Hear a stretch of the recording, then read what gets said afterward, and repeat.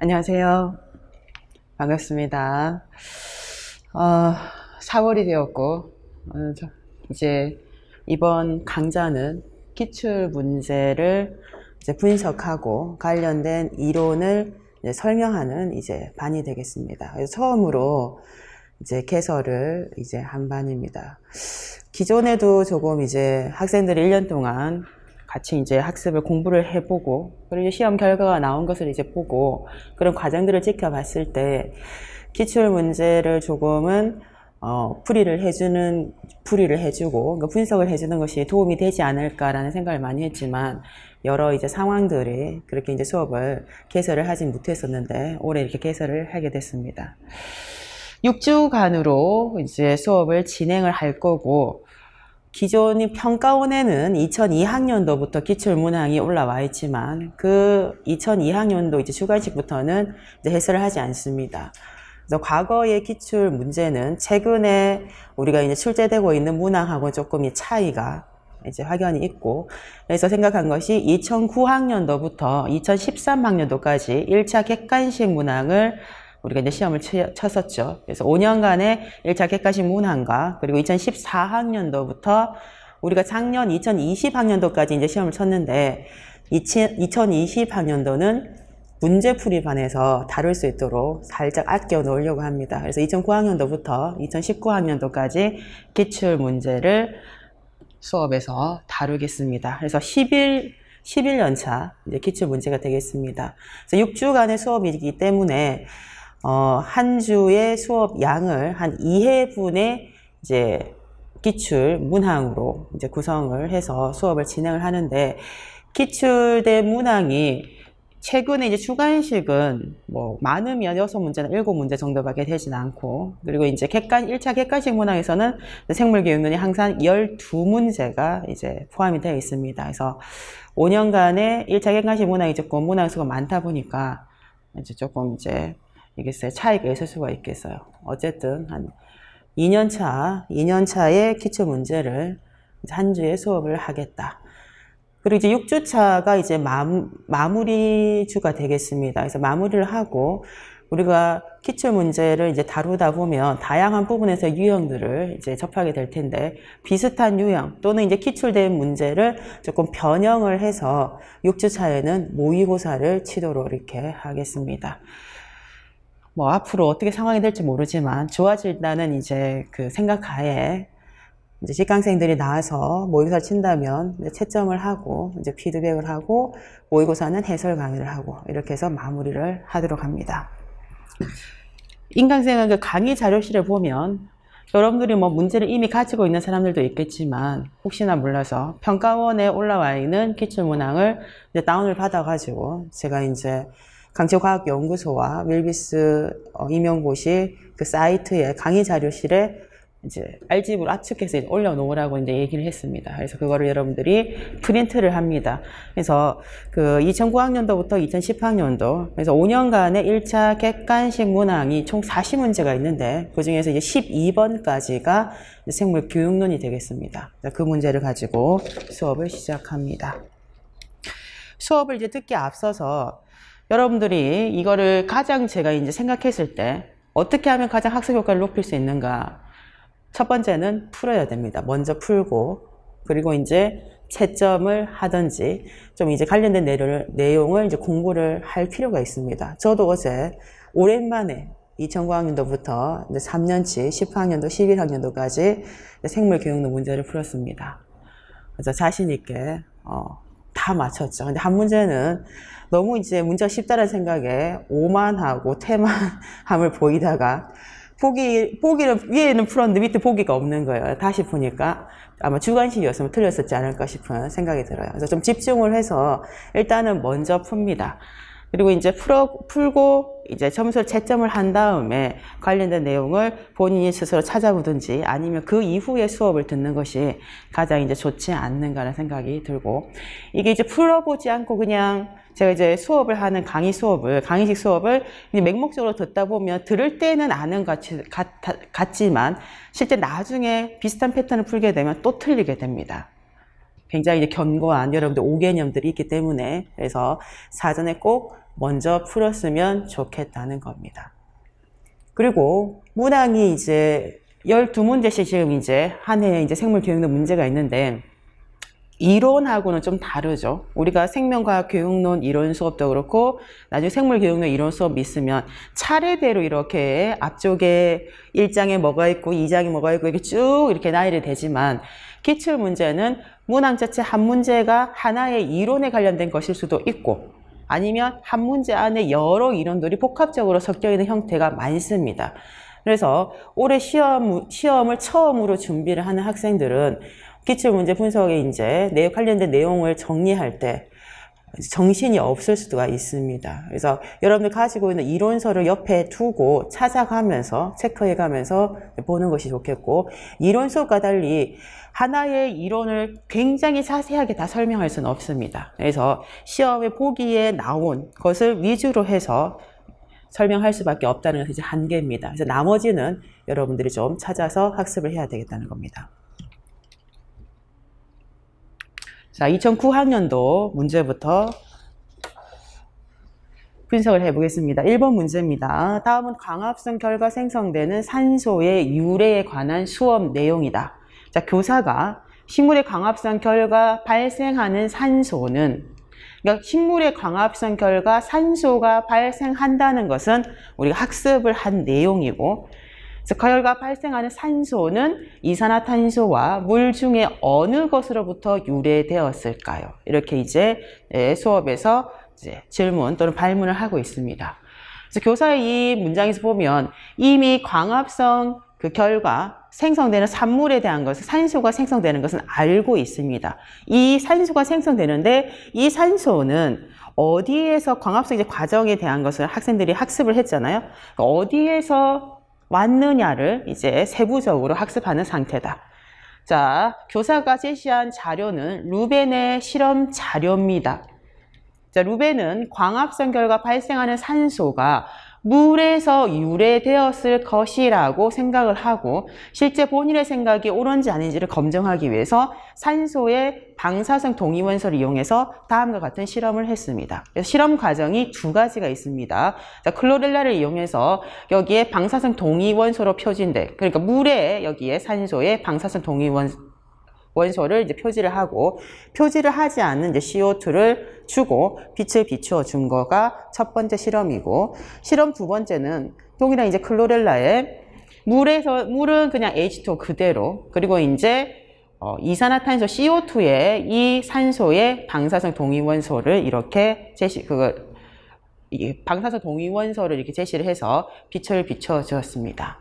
그때 실험 결과 이렇게 실험 1과 실험 2로 실험을 했을 때 실험 결과는 자, 실험 1에서는 방사성 동위원소로 표지된 여기에 O2가 산소가 검출되었고 실험 2에서는 방사성 동위원소로 표지되지 않은 그냥 산소가 검출되었다. 교사가 자, 위의 자료부터 우리가 알 수 있는 것은 무엇인가? 그럼 학생들이 이 위의 루벤의 실험 자료를 어떻게 해야 된다? 해석을 해야 되죠. 그러니까 실험을 이렇게 실험 1과 실험 2를 했을 때 실험을 과정대로 진행을 했을 때 어떤 것의 차이가 있는지 그리고 결과가 일단 나왔습니다. 실험 1에서는 방사성 동위원소로 표지된 산소가 검출되었고 실험 2에서는 그냥 산소가 검출되었습니다. 그럼 이것을 통해서 학생들은 여기 나에 있죠. 광합성 결과 발생하는 산소는 어디로부터 유래된 것이다? 물로부터 유래된 것이다. 이렇게 이제 학생들이 발표를 하게 됩니다. 이제 문장이 길다 보니까 다 들어가지 않습니다. 보기는 이것을 보고 하겠습니다. 이와 관련된 설명으로 옳은 것을 이제 보기에서 모두 골라라고 했습니다. 자, 기억을 보겠습니다. 가의 내용은 지금 밑줄 그어져 있는 여기에 실험 결과입니다. 실험 결과. 이 실험 결과를 진술한 이 내용은 과학 지식 구성 요소 중에서 사실에 해당한다. 사실에 해당한다. 그리고 과학 지식의 구성 요소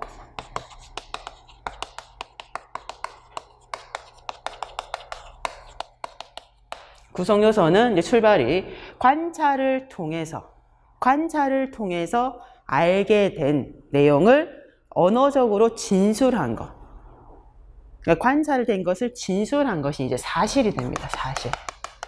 사실이고, 이 사실을 바탕으로 해서 이제 여러 대상들을 관찰을 해서 알게 된 사실들이 있고, 그 사실들 중에서 관찰한 대상들이 공통되게 가지고 있는 그런 특성들, 특징들을 이제 준거 속성이라 해서 준거 속성을 총칭해서 만든 개념, 그리고 개념과 개념 간의 관계를 명제, 문장으로 제시한 원리라든지 법칙이라든지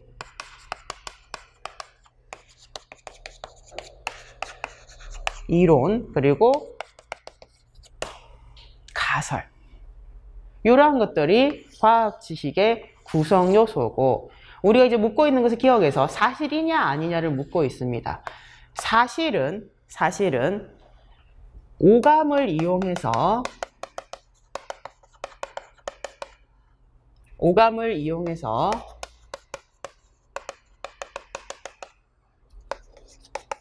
외부에서 들어오는 정보, 자극을 오감을 이용해서 감지하게 됩니다. 그럼 이 감지된 내용을 어디로 보낸다? 뇌로 전달을 하게 되면 뇌에 있는 인지 구조에서 자극을 또는 정보를 분석을 하게 됩니다. 이 분석된 내용을 어떻게 한다? 언어로 진술한 것. 이것이 이제 사실이 되죠. 그래서 학생들이 아니라 실험 결과에서 갑니다. 실험을 했을 때 이 실험이 어떻게 나왔는지는 이제 표지됐고 표지되지 않은 것에 대한 내용을 언급을 하고 있습니다. 그래서 이거는 특정한 사건, 현상에 대해서 진술한 사실이 맞습니다.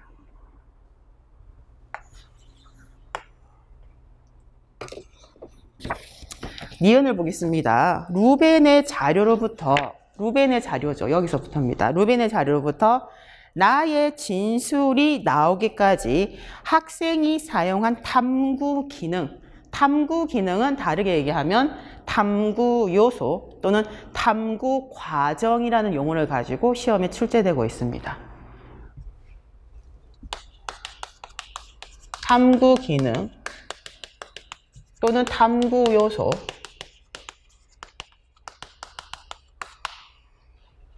이렇게 언급이 되고 있다.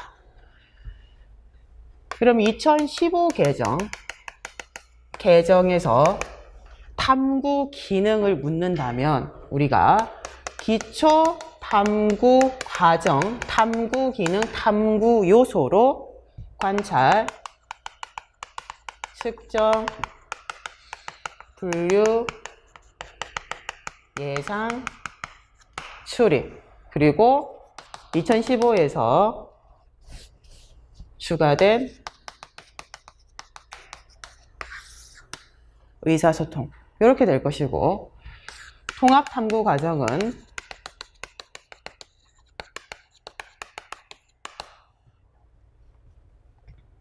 문제인식부터 가설 설정,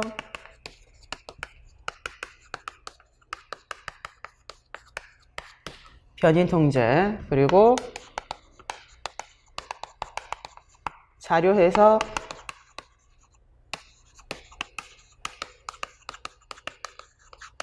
결론 도출, 일반화 등 이렇게 되어 있습니다. 2015 개정에서는. 하지만 이 시험이 지금 2009학년도 기출됐을 때는 물론 2007 개정에서도 이렇게 이제 나왔지만 이게 이제 7차 과학과 교육 과정을 이제 바탕으로 해가지고 수시 개정 체제로 이제 들어갔기 때문에 이 근본은 원래 어디로? 7차에서 탐구를 어떻게 나눴는가? 탐구를 탐구 과정과 탐구 활동으로 나눴었고, 그리고 그 탐구 과정을 기초 탐구 과정하고 통합 탐구 과정으로 나눴습니다. 그럼 7차에서는 요렇게 5개의 기초 탐구 과정이 있었고, 그리고 여기서 추가로 자료 변환까지 7개의 통합 탐구 과정이 있었습니다. 우리는 전체적으로 7차부터 이것을 다 아울러서 이제 기억을 해야 되는데, 무엇을 묻고 있냐면, 루벤이 실험 자료를 교사가 자료로 수업에서 제시를 해줬습니다. 그때 학생이 어떤 실험을 하고자 하는지와, 그래서 본인의 생각을 이제 검증하기 위해서 실험을 설계한 거, 그리고 실제 실험 결과를 이제 나온 자료를 봤죠. 그걸 통해서 학생들이 무엇을, 광합성 결과 발생하는 산소는 물로부터 유래된 것이다. 여기에 요구되는 탐구 기능, 탐구 요소, 탐구 과정이 무엇인가? 자료 해석입니다. 자료 해석. 그러면 자료 변환하고 자료 해석은 어떤 차이가 있는가? 자료 해석은 제시된 어떤 형태의 자료입니다. 그래서 뭐 표, 그래프, 그림, 그리고 언어적으로 진술된 글일 수도 있습니다. 다양한 자료들, 표, 그래프, 그림, 뭐 도표, 그리고 언어적으로 제시된 뭐 문장, 글 등이 있을 때, 근데 자료의 형태입니다. 여러 형태의 자료가 있을 때 이 자료에 담겨진 의미를 본인이 이제 이해를 먼저 해야 되고, 그리고 본인이 그 이해한 내용을 자신의 말과 글로 표현하는 것. 그러니까 자료를 해석한다는 것은 표, 그래프, 그림, 도표, 글 등의 자료가 먼저 있어야 되고, 이 자료가 있을 때 이 자료에 담겨진 의미가 무엇인지를 본인이 먼저 이해를 하고, 자기가 이해했다는 것의 그 내용을 다시 자신의 말과 글, 그러니까 언어적으로 표현하는 것이 자료 해석이다. 그럼 자료를 해석하려고 하면 자료가 있어야 돼요. 자료가 선행돼야 됩니다. 이때의 자료를 자료를 이제 처리를 해야 되죠. 해석하기 전에 이 자료의 처리에 해당하는 활동이 여기 나와 있는 자료 변환입니다. 그러다 보니까 자료 변환은 자료 해석의 한 과정입니다. 한 구성 요소로 이렇게 포함을 시켜서 언급을 많이 하죠. 하지만 7차에서 제시한 자료 변환이라는 탐구 기능, 탐구 과정은 그리고 관찰이라든지 특히 측정 등의 정보나 자료를 이제 수집을 하게 되잖아요. 이 정보나 자료를 수집한 것을 무엇으로?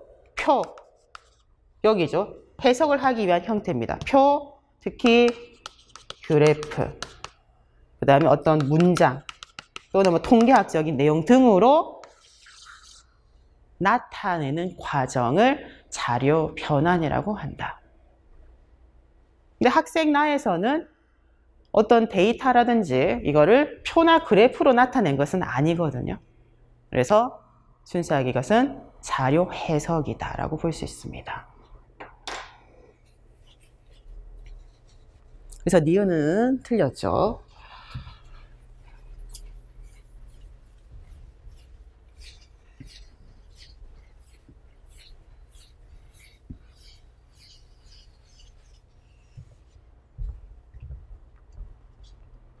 D급 보겠습니다. 갑자기 철학이 나옵니다. 자, 쿤의 이론에 따르면 루벤의 실험은 광합성에 대한 생물학사적 관점에서 볼 때, 그러니까 쿤이 과학혁명 이론을 제시를 하잖아요. 쿤이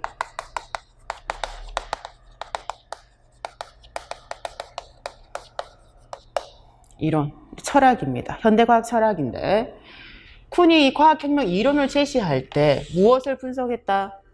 과학사를 분석을 하게 됩니다. 과학사를 분석해서 중요한 가설이나 이론들이 있을 때 이들이 어떤 과정을 통해서 가설이나 이론이 확립됐는지를 분석을 해서 그 단계를 제시를 하게 됩니다. 어떤 학문이든지 다음에 단계를 거쳐서 가설이나 이론이 이제 정립됐다. 이 과정을 분석을 했을 때 첫 번째가 전과학 단계입니다. 전과학 단계. 그리고 두 번째가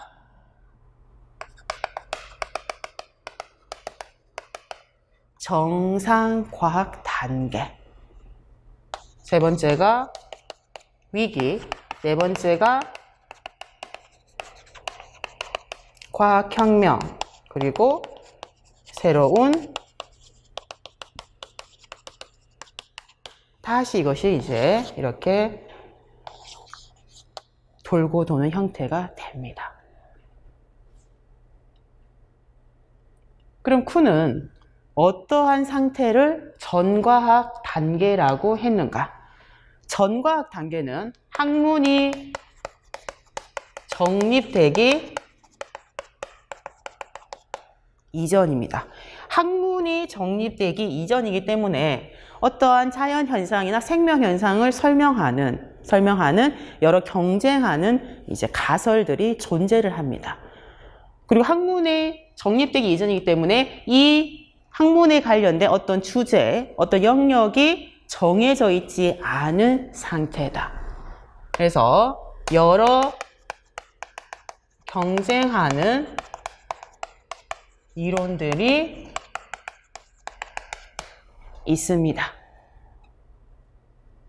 그래서 진화라는 것이 있으면 진화를 설명하기에 적합한, 아직 가장 적합한 이론이 선택된 게 없습니다. 그러다 보니까 진화를 연구하는 다양한 학자들은 본인의 이제 연구된 결과를 바탕으로 이제 주장을 하겠지만 다양하게 진화에 관련된 가설이나 이론들이 옳다라고 이제 주장을 하는 것이 전과학 단계에서의 그 상태가 됩니다.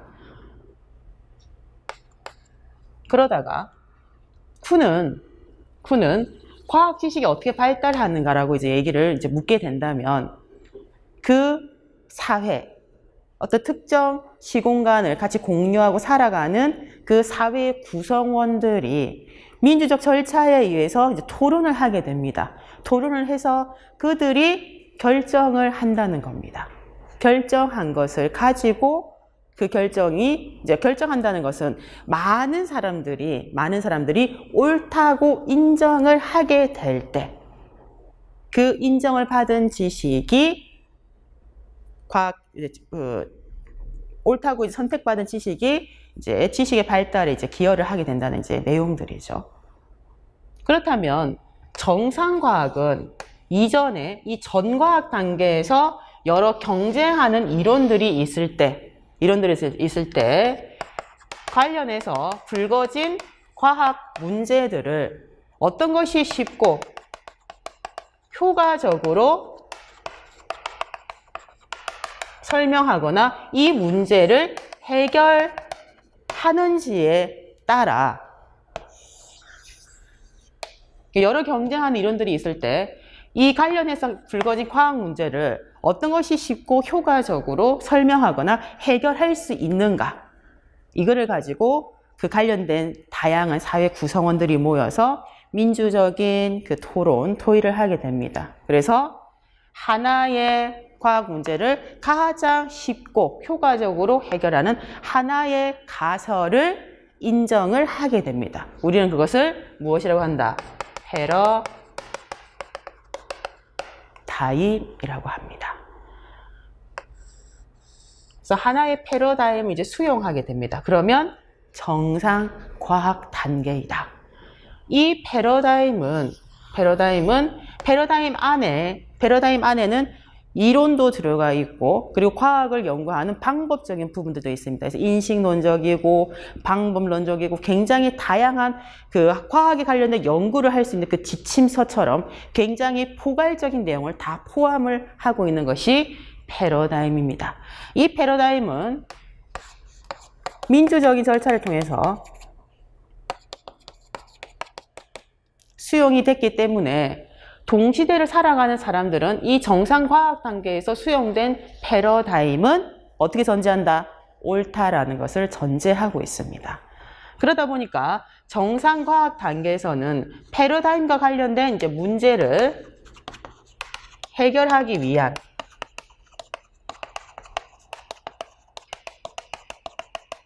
수수께끼 풀이 활동을 과학자들이 하게 됩니다. 그럼 수수께끼 풀이 활동은 어떤 것이 있는가? 첫 번째가 패러다임하고 패러다임에서 설명하고 있는 패러다임에서 이제 패러다임에 부합되는 이제 과학적 사실을 찾는 활동을 하게 됩니다. 패러다임에 부합되는 과학적 사실이 많으면 경험적인 근거가 늘어나잖아요. 그만큼 패러다임은 더 이제 옳다라고 이제 생각을 할 수 있습니다. 자, 그리고 두 번째가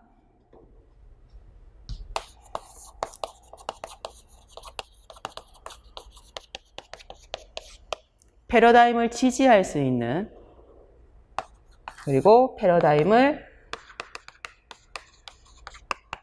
정교화할 수 있는 패러다임을 지지한다는 것은 패러다임에 이제 이론이 포함되어 있습니다. 이론이 옳다는 가정하에 어떤 새로운 현상이나 어떤 새로운 현상을 예측하거나 이제 설명을 하게 되죠.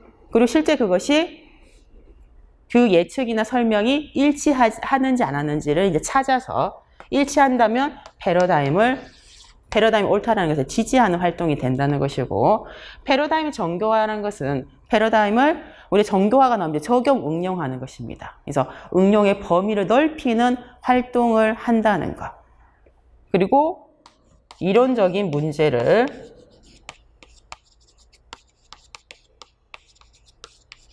문제를 해결하기 위한 다양한 이런 활동들을 정상과학 단계에서 하게 됩니다. 그러니까 쿤의 과학혁명 이론에서는 과학기술이 굉장히 이제 격변적으로 발달한다라고 봅니다. 그러니까 격변적으로 발달한다는 것은 기존의 학문들이 이제 단일 수용된 패러다임이 있고, 이 패러다임 물론 이제 오랫동안 지속되는 성질들이 있습니다. 성질들이 있지만 이 패러다임으로 해결할 수 없는 이제 문제들이 굉장히 많이 늘어나고, 패러다임에 반증되는 변칙 사례들이 계속 증가하게 되면, 그럼 많은 이제 과학자들은 학자들은 본인들이 옳다라고 이제 패러다임을 생각을 하기 때문에 이런 변칙 사례들을 어떻게 하려고 해결을 하기 위해서 굉장히 많은 노력을 합니다. 그럼에도 불구하고 패러다임으로 이제 해결하지 못한 변칙 사례들이 굉장히 많이 증가하게 되면 많은 연구자들은 무엇을 의심하기 시작한다? 패러다임을 의심하기 시작하는 것. 그러면 위기가 오게 됩니다. 이제 위기가 오게 되면 위기 단계에서는 패러다임을 의심하고 위기가 오기 때문에 다시 이 패러다임 말고 이 패러다임이 해결하지 못한 문제를 해결할 수 있는 다양한 경쟁 이론들이, 가설들이 다시 등장을 하게 되고, 그러면 어떻게 한다? 사람들은 다시 민주적인 절차에 의해서 기존에 이제 합의를 합니다. 기존의 패러다임을 버리고 새로운 패러다임을 이제 수용하게 되는 이제 과학혁명을 통해서 새로운 정상과학을 이렇게 단계별로 진행을 했다는 겁니다. 자, 그랬을 때 디거스에 이제 묻는 것은 루벤의 실험이 쿤의 과학혁명 이론으로 볼 때 어떤 단계에 해당하는가? 그럼 전과학은 학문이 정립되기 이전입니다.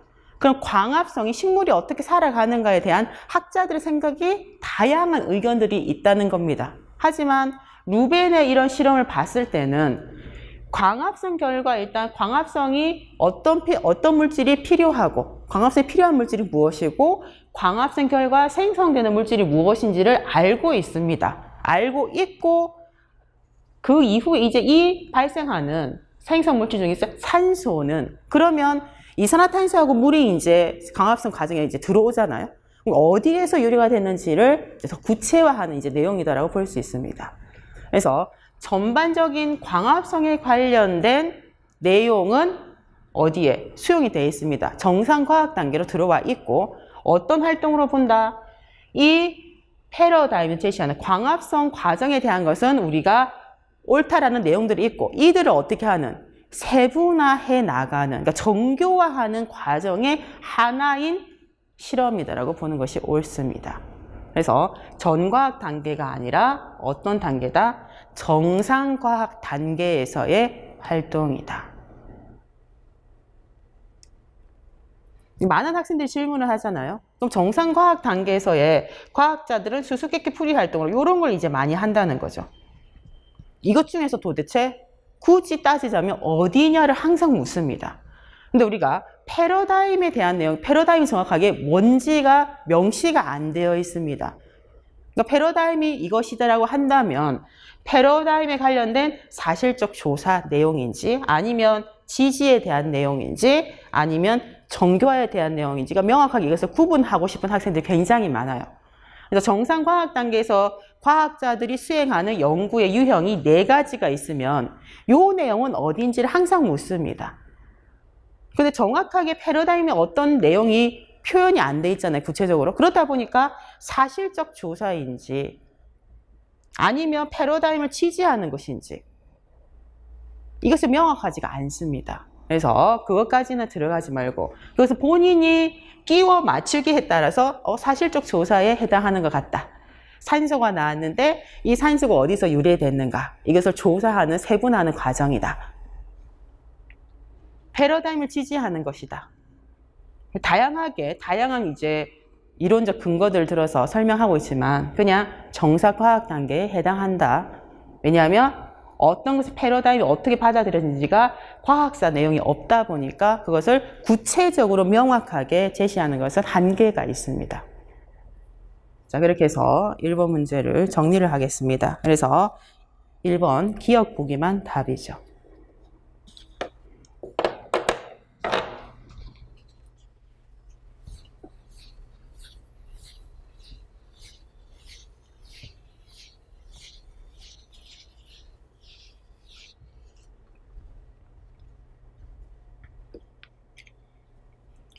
복합적으로 과학 지식의 구성 요소하고 그리고 이제 탐구 기능 그리고 이제 철학을 아울러서 문제 기출을 했습니다.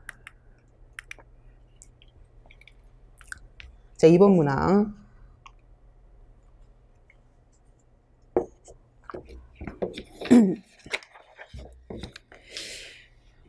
다음은 여러 가지 학습 유형이다. 여러 가지 학습 유형이다. 가나다가 있고 오슈벨의 학습 이론과 관련지어서 옳지 않은 이제 보기를 여러분들 선택하는 겁니다.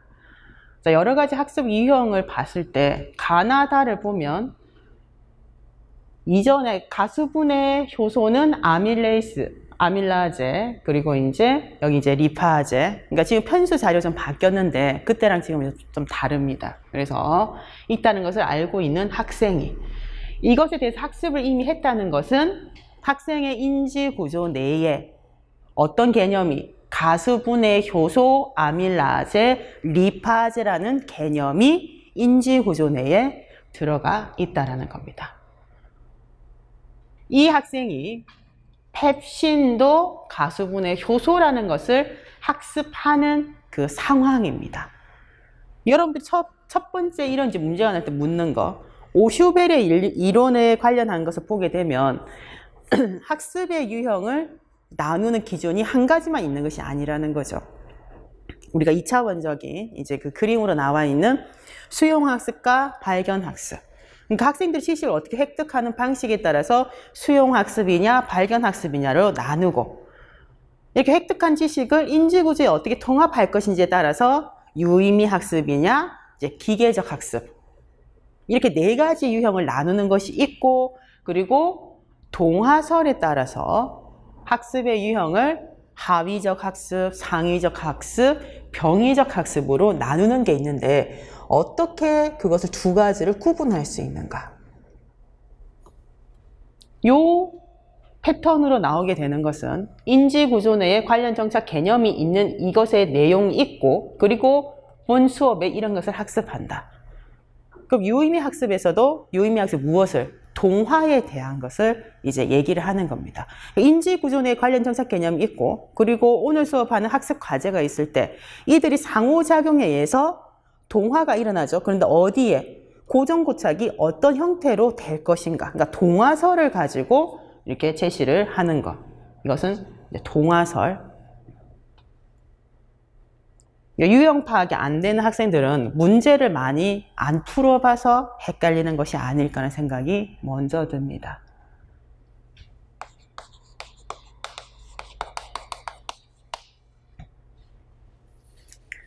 그럼 동화설은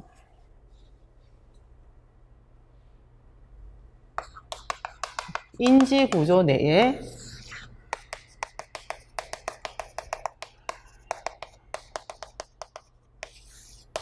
관련 정착 개념이 있고, 그리고 오늘 수업에서 배울 학습 과제에 포함된 개념들이 있습니다. 유의미 학습을 한다는 것은 이들이 상호작용을 통해서 이 학습 과제가 인지구조 내에 관련 정착 개념으로 어떻게 이렇게 달라붙어야 된다는 거죠. 그래야 오랫동안 이제 기억을 잊지 않고 오랫동안 기억할 수 있다. 그럼 이렇게 고정 고착이 될 때, 그 고정이 될 때는 인지구조 내에서 위계에 따라서 오슈벨은 인지구조가 어떠한 현상이나 생물현상, 어떤 사건들을 설명할 수 있는 그런 개념의 체계라고 했는데, 다른 학자들과 달리 어떤 특징을 가진다? 위계를 가진다라고 얘기를 합니다. 자, 위계를 가진다라고 하면 개념들이 있을 때 상대적으로 포괄적이고 추상성이 크고 일반성이 큰 개념은 위쪽에 위치를 하고, 그리고 상대적으로 구체적인 개념은 아래쪽으로 위치한다는 것이 이제 위계가 있다라고 얘기를 합니다. 그럼 관련 정착 개념과 학습 과제에서 배우는 개념들의 포괄성, 추상성, 일반성을 따져서 이들의 고정 고착의 위치를 우리가 이제 다르게 파악을 하는 겁니다. 자, 그랬을 때 첫 번째 상위적 학습은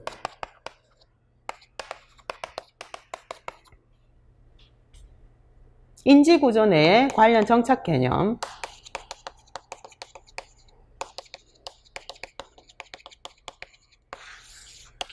학습 과제에서 배우는 이렇게 연결이 된다. 상위적 학습. 그러니까 무엇을 기준으로? 학습 과제를 기준으로 합니다. 그러니까 학습 과제를 기준으로 위로 고정 고착된다는 겁니다. 그럼 다르게 얘기하면 학습 과제가 인지 구조 내의 관련 정착 개념보다 포괄성, 추상성, 일반성이 큰 개념이다.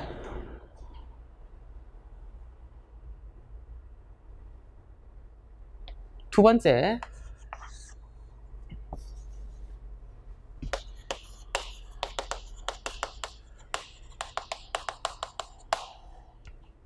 하위적 학습은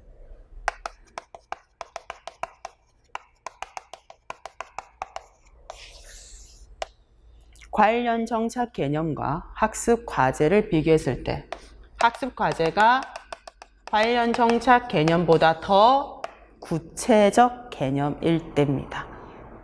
더 구체적 개념이기 때문에 아래쪽으로 이렇게 고정이 되게 되죠. 병의적 학습은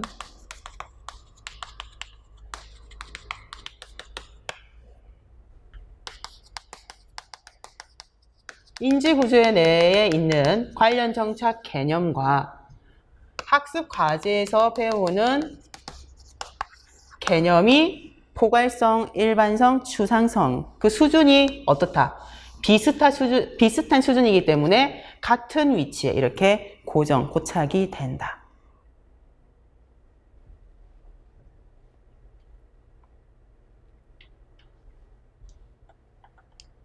하위적 학습은 정착 개념, 인지구조 내의 관련 정착 개념이 학습 과제보다 더 포괄적입니다. 학습과제 더 구체적입니다. 이렇게 기존에 있던 포괄적인 개념에 구체적인 개념이 이렇게 고정 고착되는 걸 우리 이제 포섭된다라고 얘기합니다. 포섭 과정이 일어났을 때 학습의 결과 인지구조 내의 관련 정착 개념에 학습의 결과 이 인지구조 내의 관련 정착 개념에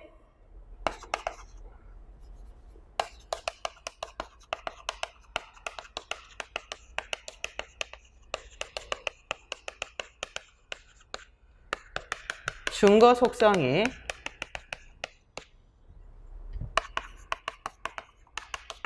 변하는 경우가 있고 변하지 않는 경우가 있습니다. 그러니까 변하는 경우를 우리는 상관적 포섭이다라고 얘기를 하고 변하지 않을 때는 우리가 파생적 포섭이다. 그럼 변하지 않는다. 하지만 상호작용을 통해서 학습을 했죠. 그러면 준거 속성은 변하지 않습니다. 준거 속성은 변하지 않는데 어떤 것은 신뢰가 증가하는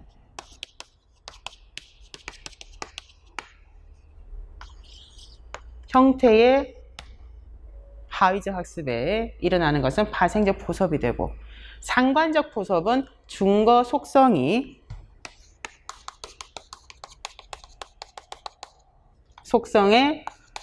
확장, 보완, 수정 이런 변화가 생기게 됩니다. 그럼 다르게 얘기하면 학습의 결과잖아요. 학습의 결과, 인지구조 내의 관련 정착 개념은 학습 이전에 가지고 있던 내용입니다. 인지구조.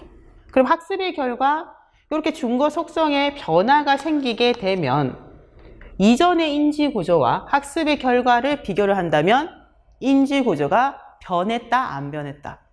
변했죠. 그래서 인지구조가 기존 인지구조가 변했다. 또는 새로운 인지구조를 획득했다. 이렇게 우리가 표현을 할 수 있습니다. 그러다 보니까 피아제의 이론에서 적응 중에서 어떤 과정을 통해서 학습이 일어났다? 조절 과정을 통해서 학습이 일어났다. 이렇게 설명을 하고 있고 파생적 포섭은 신뢰를 이제 제시해서 신뢰가 증가하거나 예증 형태의 수업이 됩니다. 그러다 보니까 기존 인지구조 내의 관련 정착 개념의 준거 속성이 변하지 않았어요. 그러니까 학습의 결과 안 변했다는 거죠. 우리가 이 내용은 기존의 인지구조를 그대로 유지한다라고 얘기를 합니다. 유지. 여기는 변형. 이때는 피아제가 얘기하는 적응 중에서도 동화 과정을 통해서 학습이 이루어지는 형태다.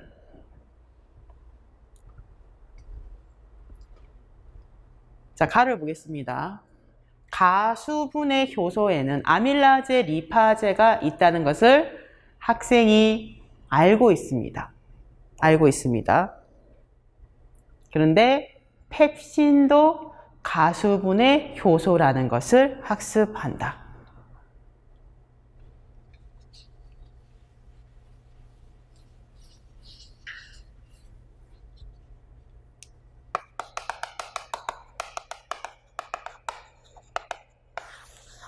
가수분해 효소에는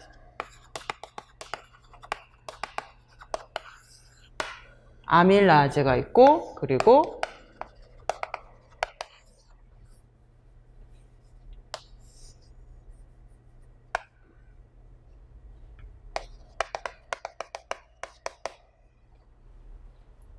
이게 인지구조 내의 관련 정착 개념입니다. 알고 있잖아요. 이것은 이미 인지구조 내에 들어가 있어요. 그런데 이번 수업 시간에 무엇도 펩신도 가수분해 효소라는 거. 가수분해 효소에는 두 개가 있는데 여기에서 추가로 무엇도 가수분해 효소다? 펩신. 요렇게 달라붙는 것이 아니고 어디에? 요 관계가 요렇게, 여기에서 요렇게 추가되는 것이죠. 그러면 인지구조 내에 관련 정착 개념이 있고, 그리고 수업에서 배우는 펩신이 있을 때 요렇게 보는 것이 아니라 요렇게 과정을 봐야 됩니다. 이것이 더 가수분해 효소보다는 구체적인 개념이 되잖아요. 그래서 가는 하위적 학습입니다. 하위적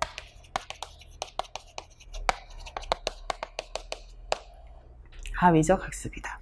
하위적 학습인데 그러면 하위적 학습 중에서 인지구조 내의 관련 정착 개념 요거죠. 증거 속성이 변했는가 변하지 않았는가, 이것을 이제 따져봐야 됩니다. 근데 가수분해 효소의 종류에, 가수분해 효소에는 이것이 있다. 그러니까 얘입니다. 얘 말 그대로. 우리가 이 과정을 가지고는 가수분해 효소가 이 용어가, 이 개념이죠. 개념이 어떠한 증거 속성을 바탕으로 해서 총칭해서 가수분해 효소라는 명사형으로 제시됐는지 우리가 증거 속성은 알 수가 사실은 없습니다. 단지 뭐만 알 수 있다? 가수분해 효소의 한 예를 추가로 배우는 형태가 갑니다. 그래서 하위적 학습 중에서도 기존 개념의 증거 속성이 변하지 않는 파생적 보섭의 형태다.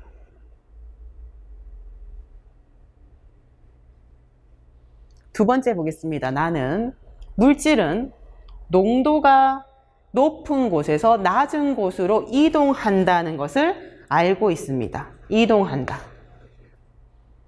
물질은 농도가 높은 곳에서 낮은 곳으로 이동한다. 이것을 알고 있는 학생이 농도 구배를 역행한 물질 이동 방식, 그러니까 능동수송에 대해서 학습한다.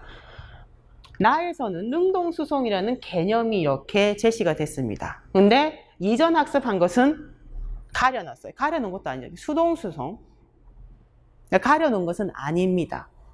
이것을 원래는 농도가 높은 곳에서 낮은 곳으로 이동하는 것을 알고 있는데 역행하는 능동수송에 대해서 이제 배우는 것이죠. 그래서 여기 수동수송과 능동수송에 대한 학습은 수송의 유형이죠. 이들의 두 개의 배경 지식에는 물질 수송이라는 것의 상위 개념이 있습니다. 근데 묻고자 하는 것은 이 물질의 수송이라는 것의 용어 개념이 있는 것이 아니라 말 그대로 여기 앞쪽에서 배웠던 수동수송과 능동수송에 대한 것을 이제 묻고 있는 것이죠. 이들의 관계. 그러면 수동수송과 능동수송이라는 개념이 있을 때 이들의 두 개를 비교할 때는 무엇으로 비교한다? 일반성, 포괄성, 추상성이 어떤지를 이제 비교를 합니다. 비교를 했을 때 어떻다? 비슷한 수준이다. 그래서 나는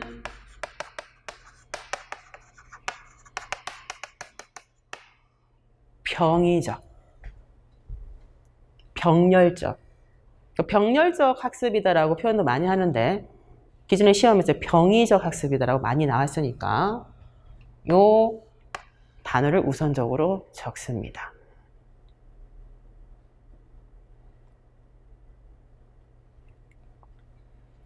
근데 많은 학생들이 이제 그냥 병의적 하나만 적던지 병렬적 적으면 되는데 공부를 하다 보니까 이제 불안도가 계속 이제 불안감이 높아지다 보니까 채점에서 유리하기 위해서 여기 다시 병렬적, 그러니까 같은 말을 본인이 아는 것들을 최대한 많이 적으려고 해요.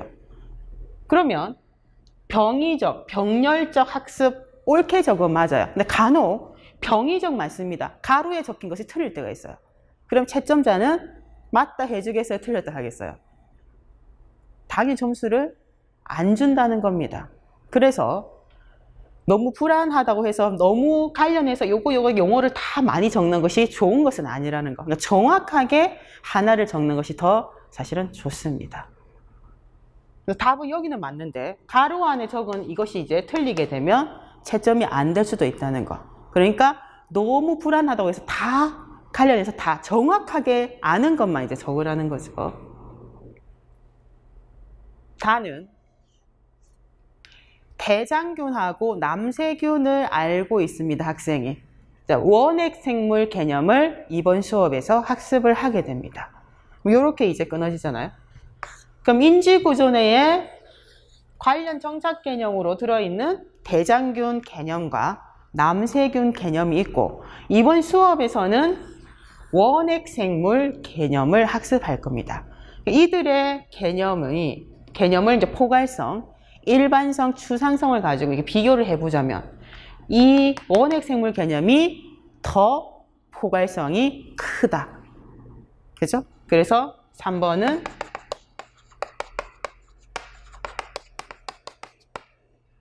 학습을 하게 되면 이 원핵생물 개념이 인지구조 여기 위쪽에 이렇게 위치하게 됩니다. 이렇게 되고 이렇게 연결이 됩니다. 그래서 상위적 학습이다. 자, 가에서 이루어진 학습은 하위적 학습이다까지만 나왔죠. 맞습니다. 근데 이제 최근에 나오는 동화설은 하위적 학습 중에서도 무엇인지를 묻고 있습니다. 밑에 있죠. 자, 가에서는 새로운 학습 내용에 의해서 기존 개념의 준거 속성이 변하지 않습니다. 파생적 포섭이다라고 얘기를 했습니다.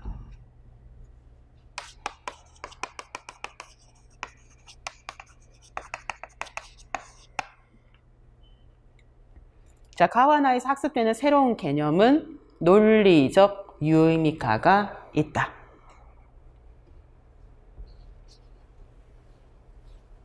이거 유의미가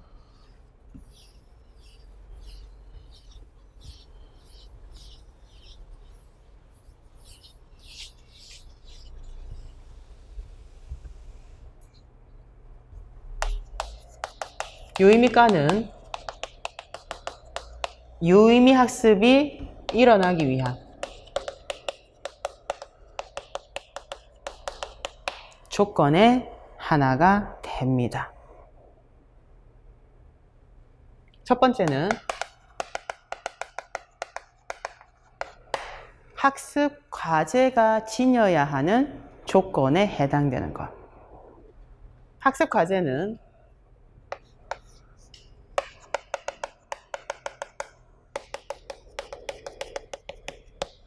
구속성하고 실사성을 동시에 가지고 있어야 합니다. 구속성이라는 것은 어떤 해당되는 개념, 원리, 법칙 등이 있을 때 이들의 의미를 임의적으로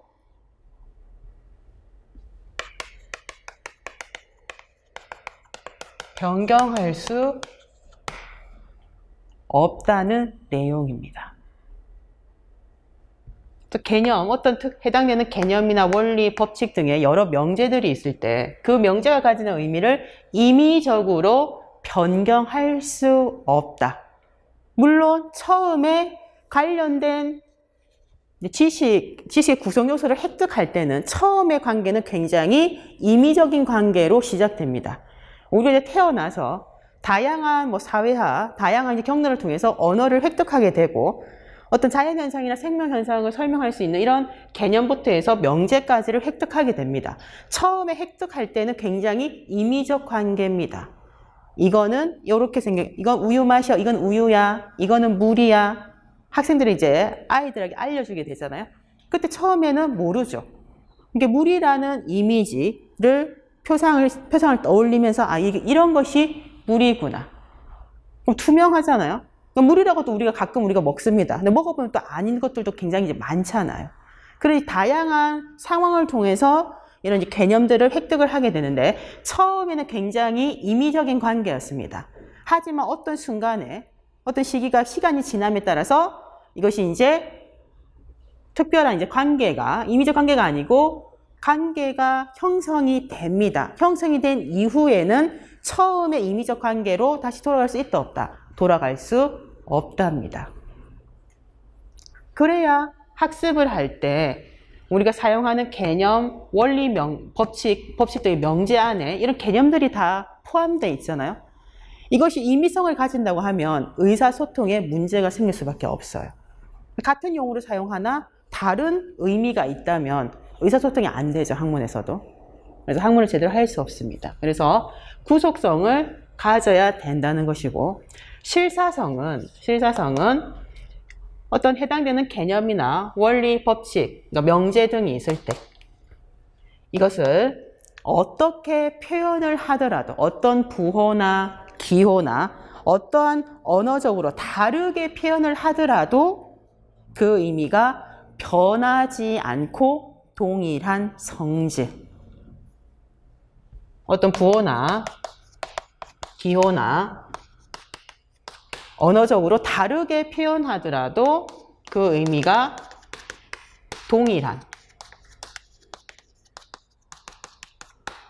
동일하게 유지되는 이 내용을 실사성이다라고 합니다.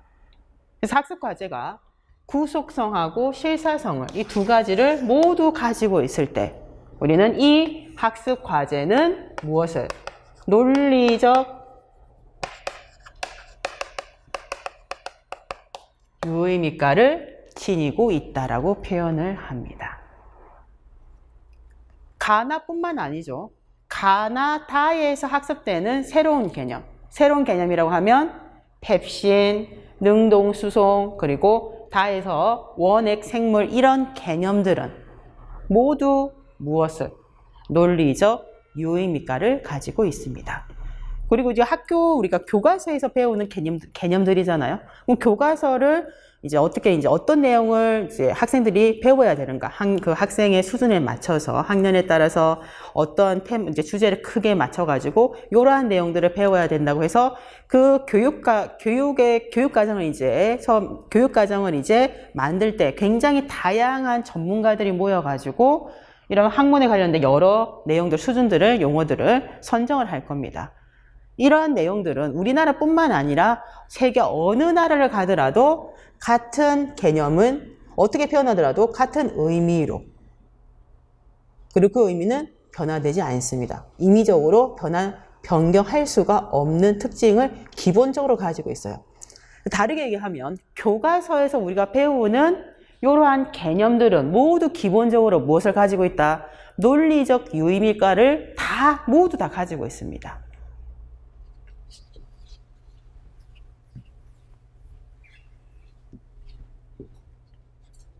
네 번째 보겠습니다. 나에서는 통합적 조정, 화합의 원리가 적용된다. 나는 병의적 학습이다라고 했습니다. 병의적 학습.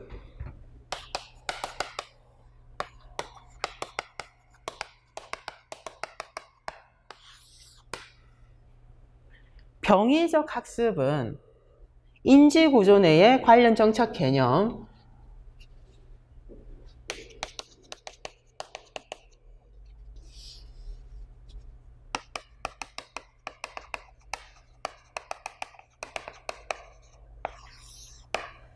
그리고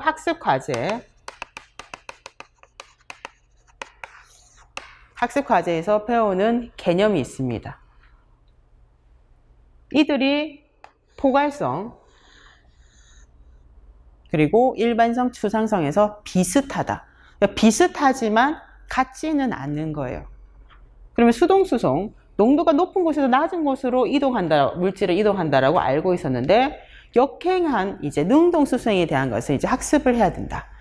그럼 공통점과 차이점이 무엇인지를 학습을 하고 학습의 결과 이 개념과 학습 과제를 명확하게 이제 변별을 할 수 있는 개념과는 이제 명료화를 가져올 수 있는 수업의 원리를 이제 적용해야 된다는 겁니다.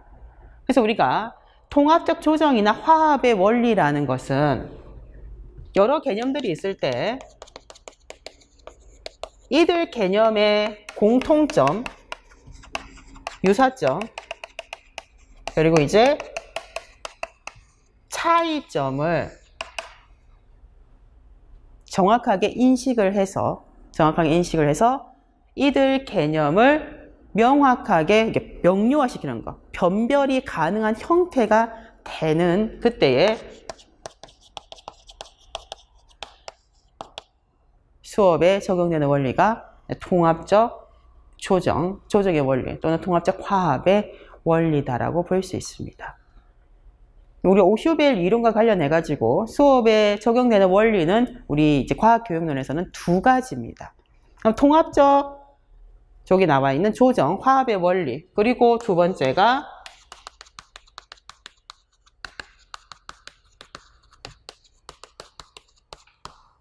전진적 분화의 원리 또는 과거 시험에서는 점진적, 최근에서는 이렇게 용어가 전진적 분화의 원리가 나왔습니다. 그럼 통합적 조정이나 통합적 화합의 원리는 여러 개념들이 있을 때 그들의 공통점과 차이점이 무엇인지를 명확하게 인식을 해가지고 두 개념 간을 명확하게, 분명하게 구분할 수 있을 때 적용되는 원리라고 그랬어요. 그렇다면 전진적 분화의 원리는 무엇인가? 포괄적이고 일반적인 개념이 있고 그리고 구체적인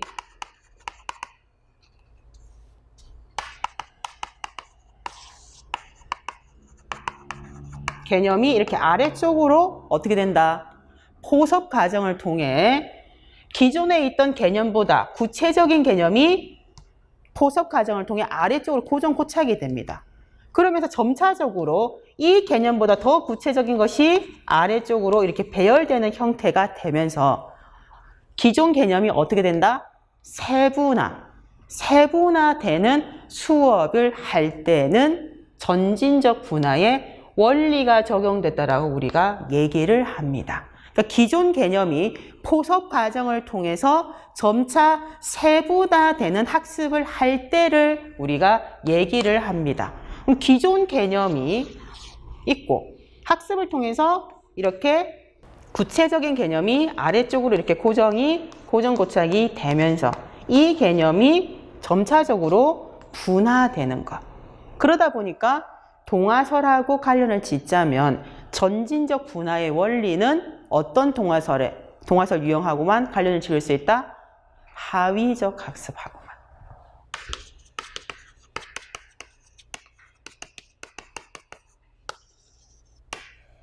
그래서 점진적 분화의 원리는 포섭 과정을 통해서 일어난다. 포섭 과정을 통해서. 포섭이라고 하면 기존 개념이 더 기존 개념이 더 포괄적이고 일반적인 개념이고 포섭 때는 그 개념이 더 구체적이어서 분화된 형태로 수업이 진행되는 요것이다. 그래서 점진적 분화의 원리는 무조건 하위적 학습에서만 사용하는 것이고 여러 개념들을 공통점하고 차이점을 명확하게 인식해서 개념과 개념 간의 구분을 정확하게, 그러니까 변별을 높이는 이제 과정으로 수업을 진행하는 이 통합적 조정 그리고 화합의 원리가 적용되는 동화설의 유형은 병의적 학습과 상위적 학습이 됩니다. 자, 마지막 5번. 다에서는 새로운 학습 내용이 더 포괄적인 선행 개념에 결합된다라고 했습니다. 새로 학습하는 학습 내용이 원핵 생물이잖아요. 이 내용이 더 포괄적인 선행 개념. 선행 개념은 대장균, 남세균이죠. 더 구체적인 선행 개념에 결합된다. 이렇게 이제 바꿔야 됩니다. 그래서 옳지 않은 것은 5번이 되겠죠.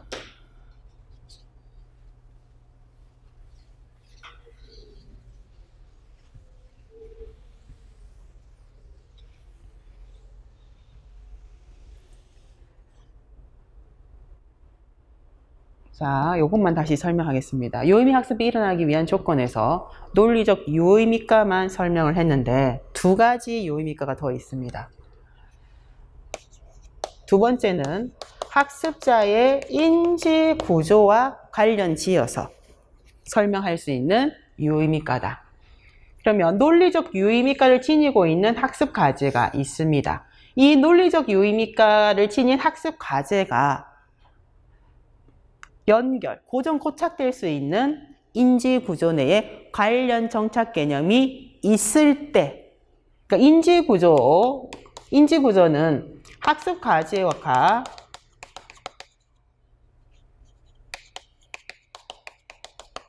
결합할 수 있는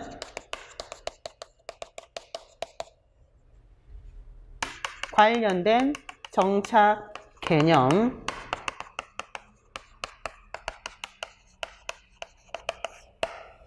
있을 때 우리는 그 학습 과제는 잠재적 유의미가를 지니고 있다. 이렇게 얘기를 합니다. 그럼 학습 과제가 잠재적 유의미가를 지니고 있다는 것은 기본적으로 논리적 유의미가를 지니면서 이 학습 과제와 관련해서 인지구조 내에 관련 정착 개념도 있다.